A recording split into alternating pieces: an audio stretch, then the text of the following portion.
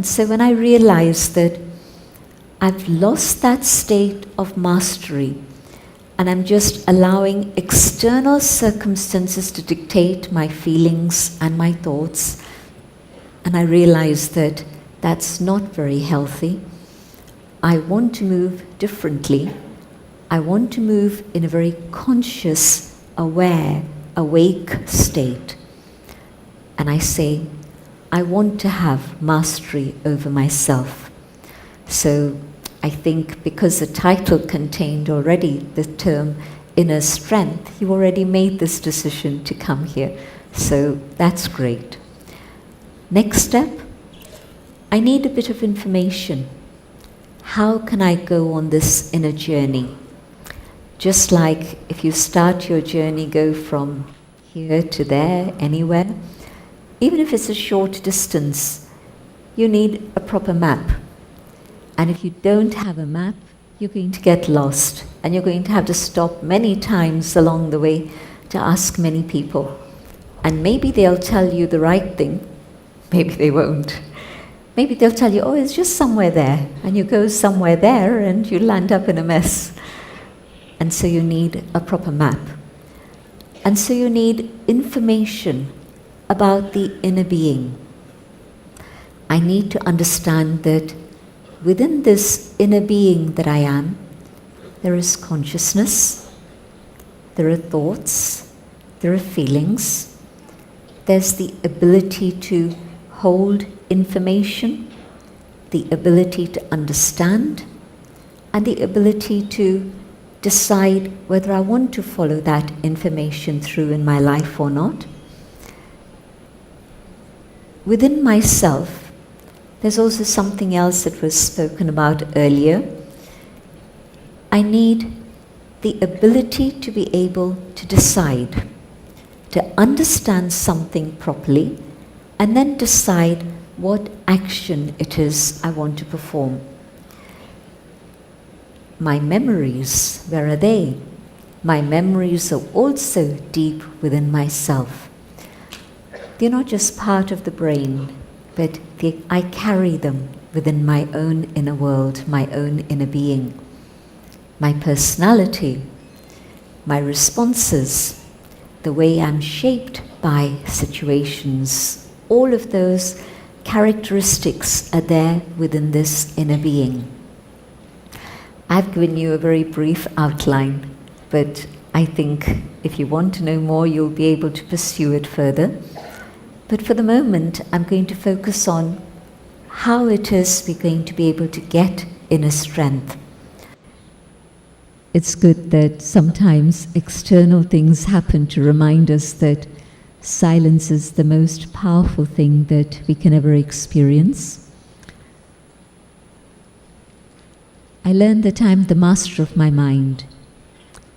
I then start looking at my thoughts, and I see that what's happening is that so often there are negative thoughts that come.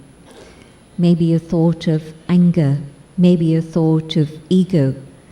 What do you feel when that sort of thought comes? Happy? No. Content? No. Peaceful? Definitely not. Do you feel strong at that time? No. We think that anger is an expression of strength, but actually not truly. Anger is actually an expression of weakness because I've lost control of myself. So anger and force are not a proof of strength, they're the opposite.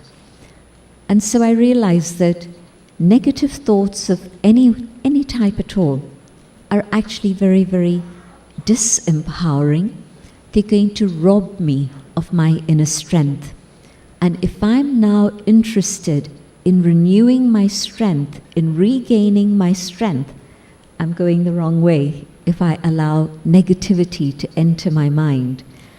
Never mind getting into words or actions, but anything that's even coming in my thoughts, it's going to drain me of my energy and power. So I decide, okay, I want to deal with negative thoughts, and it's possible. What about the next level? The next level, I see that there's a lot of wastage that's happening in my mind. I'm thinking about this thing, that thing, and the other thing, and the other thing, and I don't need to. But my mind keeps running off here and there and everywhere. I realize that waste thoughts are also weakening me, and I don't want those. So I decide I'm going to deal with them and finish them also. I still keep looking, because I still need to keep looking. What about weak thoughts? I don't really think I can do this. I don't think this person is such a good person. I have to find somebody else who can do this. So weak thoughts come, and obviously they're going to take my energy away even further. Allow a weak thought to continue for a couple of minutes, a few minutes, and you'll actually feel quite tired by the end of that. You haven't done anything, gone anywhere, no, but just letting weak thoughts come, and it's drained you. And so I decide, no more. And then there's a lot of ordinary thoughts that come. Mundane things. I have to eat, I have to sleep, I have to do this, I have to do that. Well, I know I have to do all of that. And all of that is set in place. I've got a timetable. I don't have to think about it now. It'll happen according to the timetable. And so I don't even need to have ordinary thoughts, mundane thoughts. Then I begin to think about, well, what sort of thoughts should I have? Yes, I can have positive thoughts about myself, about people and the world. I can also have pure thoughts, even more elevated than positive thinking, is a very pure thought, a thought filled with a lot of love, a thought filled with peace, a thought filled with gratitude. These experiences that we have in our lives. But now I'm understanding what it is that can empower me and what it is that brings me down and disempowers me. And so I have to learn to create pure thoughts that are beneficial for me, but also beneficial for others around me. Have a thought of fear, and you know what happens? Everyone around you gets affected. The person who's afraid is going to infect everybody else with fear. But the opposite is also true. If I have a thought that's very peaceful, that thought of peace is going to impact everyone around. I won't tell you all the stories of the experiences I've had using the power of peace. But the power of peace can save lives, literally, physically. It can save your life because at that moment in your calm, you know where to go, what to do. But also, you can allow others to become stable and calm and peaceful through your inner peace. And so that's very empowering, a very powerful thing. Interesting, we don't associate peace and power together, but inner power, inner strength actually comes from peace. And so when there's pure thoughts, then those pure thoughts are really very, very powerful. I can have another step that goes even further up. I can have thoughts that are thoughts of being benevolent, thoughts of sharing, thoughts of giving, rather than thoughts of taking and wanting and receiving. And so I can train my mind to make sure that I don't have the type of thoughts that's going to take away my strength, but I'm able to keep the thoughts that empower me. And this is something that you can practice as you're walking along the road, as you're doing your cooking, as you're sitting in the car in a traffic jam, any time at all. Because you're not holding anything, you're not writing anything, it's just what's going on in here. And what's going on in here doesn't stop, right? You're walking, you're eating, you're meeting, you're greeting. This is just continually going on. But there comes a moment when I decide, I want to take charge of what's going on in here. Why should I be a puppet of circumstances? Why should I dance to somebody else's tune? But I want to be in charge of what's going on within me. And so I start checking my thoughts. But the other thing is that I just very quickly mentioned that yes, you can deal with the negativity and all of those other things. But what I've discovered is that it's difficult to do that on your own. Think about any habit that you've had. Don't have to tell anyone else, you know your habits, and you know that there are some habits that you've tried very hard to get rid of. I don't need to label all the different things that we're addicted to. And usually we're talking about external addictions, substance addictions. But once you get into an addiction, same thought, same action, and a reinforcement. So the same thought is going to come. But there's something that's called inner addictions. Addiction to ego, addiction to anger. Has somebody been able to conquer anger and say no more and finish it and put a full stop? Not so easy. Maybe New Year's morning you decide, I'm really going to stay calm. And by the afternoon, many things have happened and the resolve has gone within a few hours. So trying to do this on my own is not so easy, but there's help available. And that help is from up above. And so what I decide is, I want to learn to connect with the one above. And when I can connect with the one above, I'm going to be able to draw that power within myself and use this power to discipline my thoughts, to keep my feelings on a high rather than allow them to become low. And that help comes when I make connection, make contact. There's a word that everyone here in this hall has heard of, but maybe you've not always understood its significance. I'm thinking of the word yoga. And very often we associate yoga with the physical exercises, and yes, that is true. But the word yoga actually means union, yoke, to join together, to connect. And the connection that I want to make is of my mind with that one. And so we use the word reflection, meditation, or even silent prayer. Usually when we pray, it's my communication with the one above. But we don't give ourselves a chance to actually listen to what the Creator wants to tell us. Our minds are too busy to stop and pause and listen. And so contemplation, reflection, meditation, different names, and we use the word Raj Yoga. Raja, the sovereign, the master, the yoga with which you gain mastery over the self. So we use this word yoga for that connection.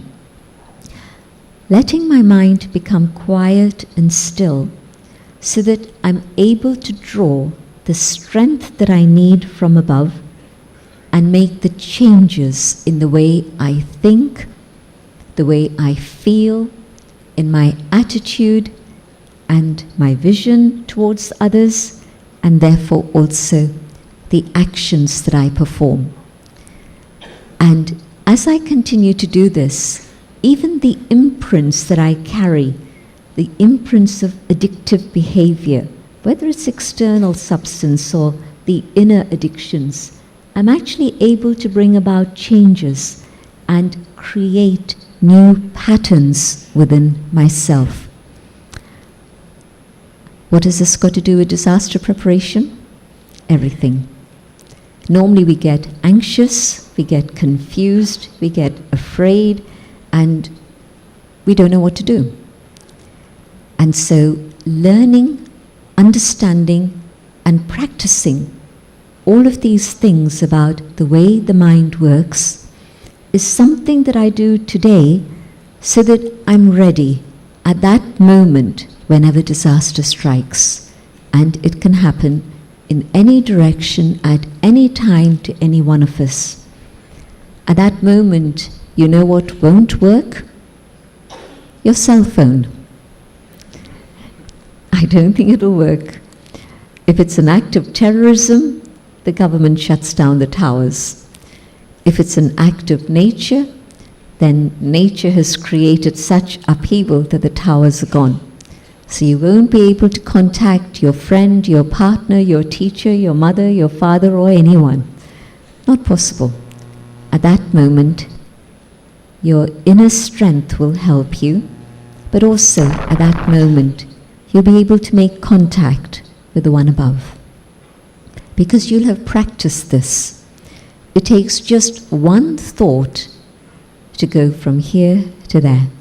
My mind making contact with the divine. Doesn't take long. It's faster than a mobile phone, actually. But practice. I need to be ready. I need to be able to know how to do this. And so the time that we have at the present moment, yes, we're preparing, and anything can happen, but your own preparation is something that you're doing inside.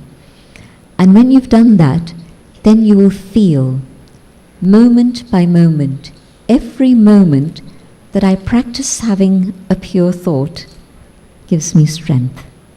Every moment that I make that contact with the one above gives me strength and power.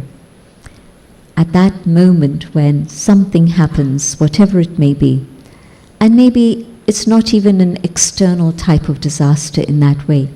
Maybe it's an emotional disaster. I'm no longer loved by someone I love very dearly. There's a state of bereavement. Things happen in human life continually, and we go through as much upheaval at that moment as if it were a physical disaster.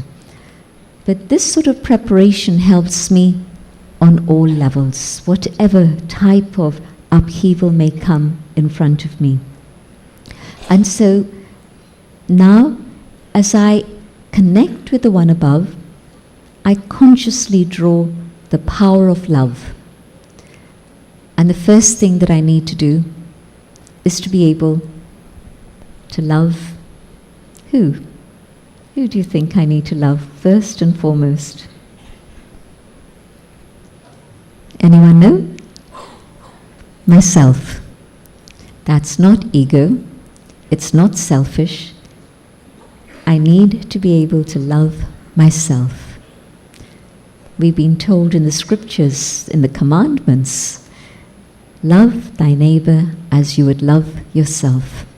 How come we're not loving our neighbors?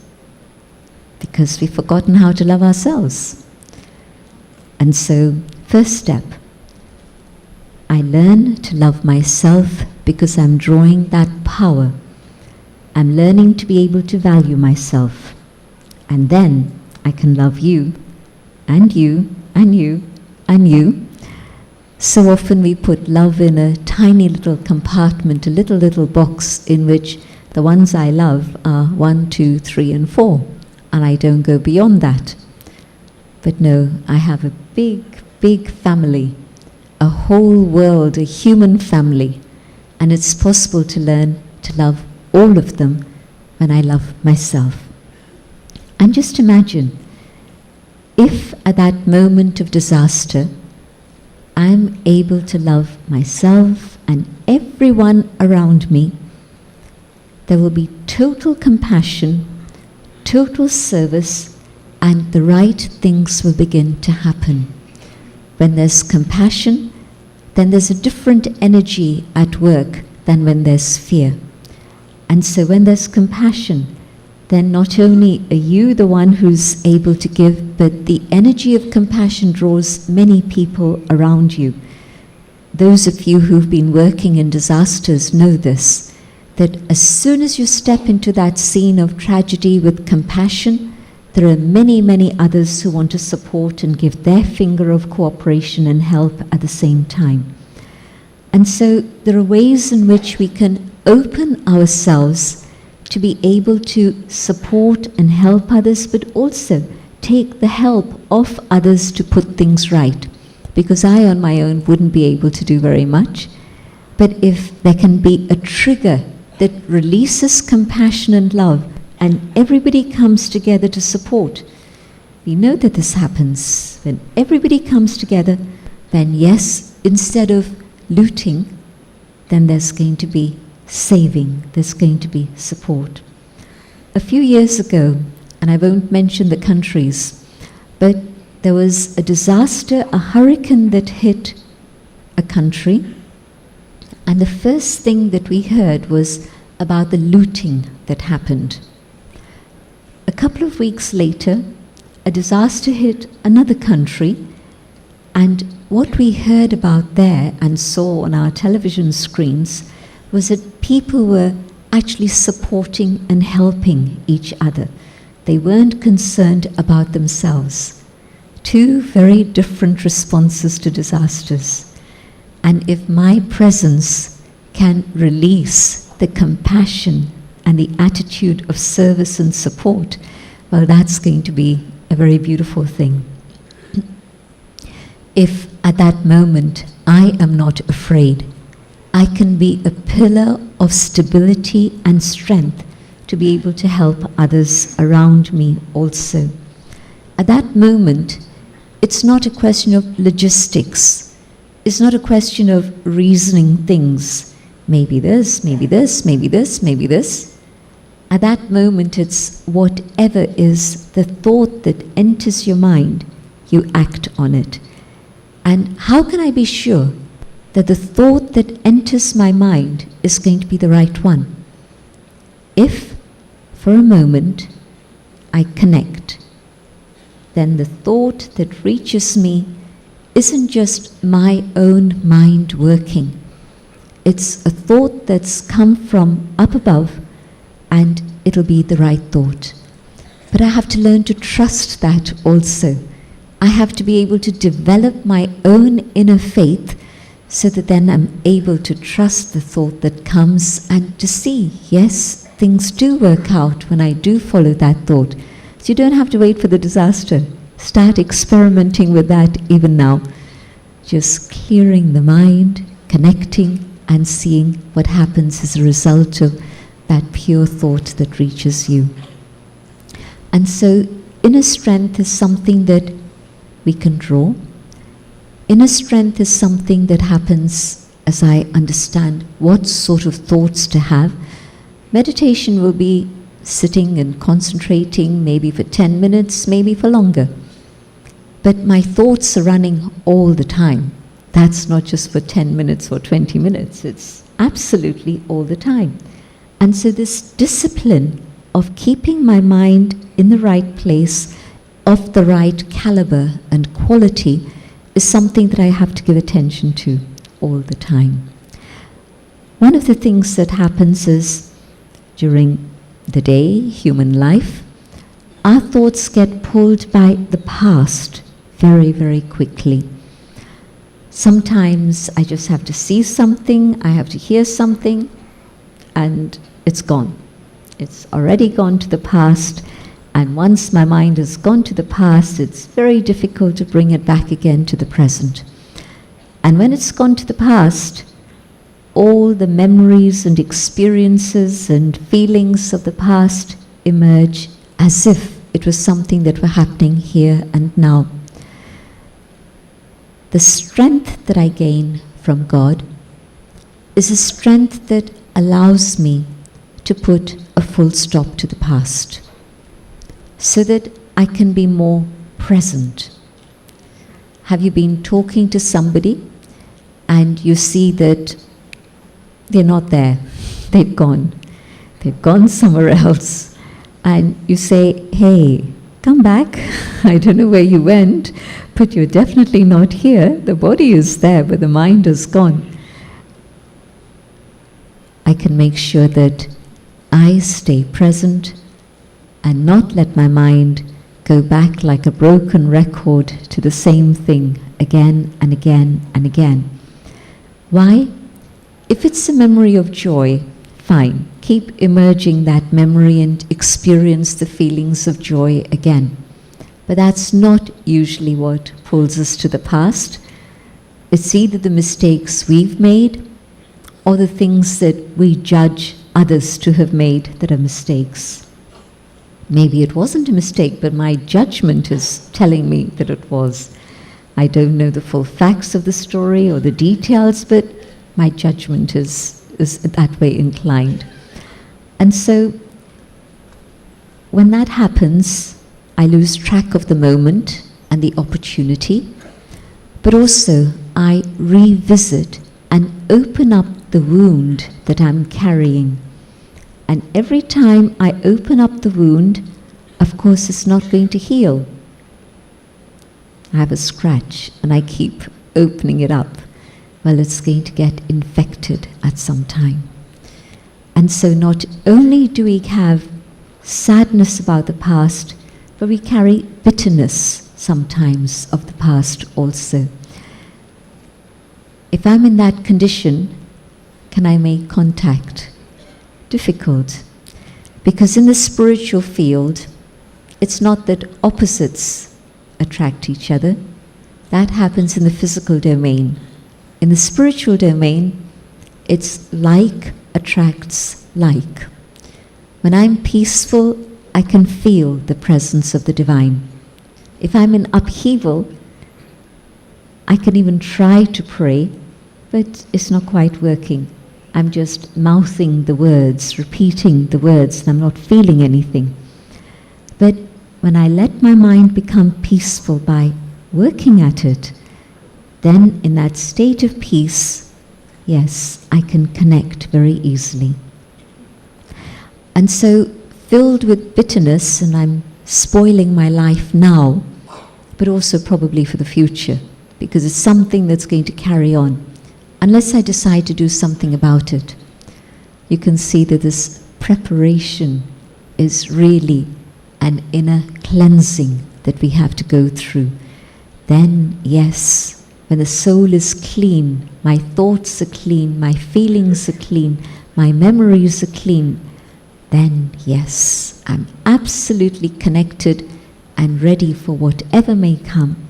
I have the inner power to be able to adjust, to be flexible, to cooperate, to face anything.